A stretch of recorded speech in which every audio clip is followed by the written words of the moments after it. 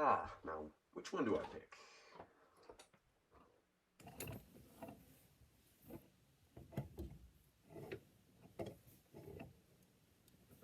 Hey, I'm still in here. Are you gonna let me out soon? Yeah, I think this one should do.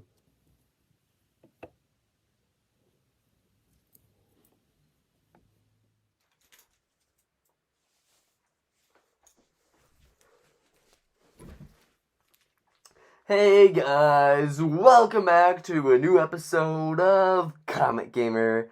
And this is the first time that I've filmed in a couple of weeks. I'm really sorry about that, but I guess it's kind of commonplace now for me to apologize for not uploading a video in a couple of weeks. Every single episode on this channel is basically that, for like 5 minutes. So I'm gonna keep it kind of short today. My apology of sorts. Yeah, I'm real sorry I didn't upload this on Halloween, and it is almost 2 weeks, probably already.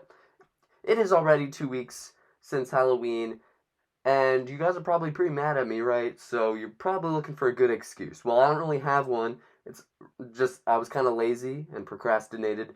So here it is. It's the late Halloween special. And on today's episode, I'm going to be talking about Nosferatu on the SNES.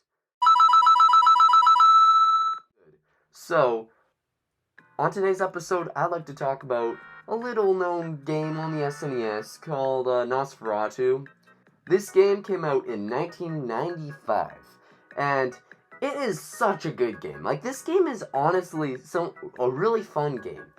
It's not like some of the other games I've talked about for the Thriller Thursdays. This game was honestly actually a ton of fun. I mean, I don't know. It's really difficult, but there's a bit of a fun enjoyment behind it. So, you play as... Oh my god, do I have to say this? You play as Kyle, alright? And he has to save his girlfriend from Nosferatu. I mean, real simp. And, yeah, Nosferatu in this game, he's not like the big bushy eyebrowed guy with the big ears. He's actually like a more realistic portrayal of Dracula. Sort of what Nosferatu was based off of, the Bram Stoker Dracula novel. And the one in this game, he's more of Castlevania-esque. I think that's the best way to describe him. So, here, I have to talk about the gameplay style, alright? The game uses pre-rendered, like, character models. So, it makes the game look really, really good for a game made in 1994. I have to give this game a ton of props. It looks amazing for a game in 1995, or 4, depending on what country you live in. Sorry if I switched the two around. But, this game looks so good. And you're fighting off against, like, werewolves, Frankenstein's monster, mummies, you know, all the classic stuff. And you also got the Re-Dead from Legend of Zelda Ocarina of Time. I think that's the best way to describe it. This thing's literally just a Re-Dead. It looks like it too. I hated the Re-Deads. Those things are like nightmare feel. So, probably thinking, like, why did I like this game so much? I love the way it controls, I love the way it looks, and I feel like there's a lot of difficulty behind it, but it's not too difficult like Friday the 13th's game. This game is, like, it has a time limit, which gives it a bit of an edge of a difficulty, but it's not too difficult. You get what I'm saying? Like, throughout the game, you collect crystals and hourglasses, which add more time. So you have to complete a level of the game in this given time, or else, I mean, your girlfriend gets bitten by Dracula. I mean, you don't want that to happen, right? So, you have to complete the level, and yeah, in this given time. It's a very neat concept for a game. I quite like it a lot. Like, this game's really enjoyable. I mean, I might play it, like, after I do this review, so that's saying a lot right there. So, this game, with the best intro sequence I've, like, ever seen. I didn't even skip it on the first playthrough. The second playthrough I did.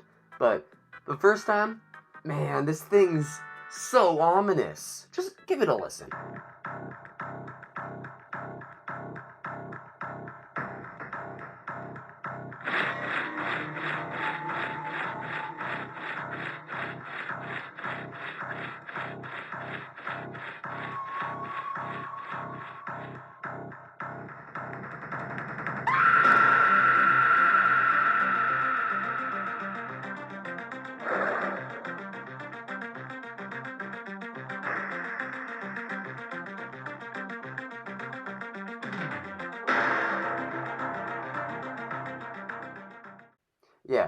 So, my ranking of this game will probably be a 9 out of 10.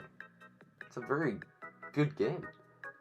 I mean, you're playing as Kyle over here, who, that's kind of a weird name for a fantasy protagonist, am I right? And this isn't even a first Nosferatu game. There was another one that came out for the Commodore 64. I might have to talk about that. Yeah, I mean, there's like one from what year is this? 2003. That's not that long ago. 2003, there's a first-person shooter version of Nosferatu. That's weird. Hey, and I gotta check this out. Yeah, here's future Dragapult. I'm here now, yes, through audio recording. So, I just want to talk about Kyle. I mean, this guy's like an absolute Chad. You don't see Simon Belmont fighting monsters with his bare hands. No. Kyle, he's the true monster hunter here. And he should be given a roll in Smash. Come on, Sakurai, you can do it. So, anyways, Nosferatu on the SNES was a really good experience. Not gonna lie, it's very good for some late Halloweening.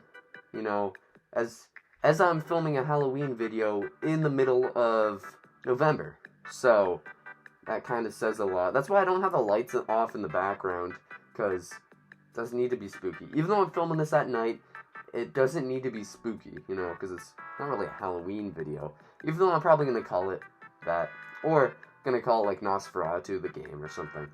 So yeah, just like my other Thriller Thursdays, let's take a little look at the reception for this game, you know.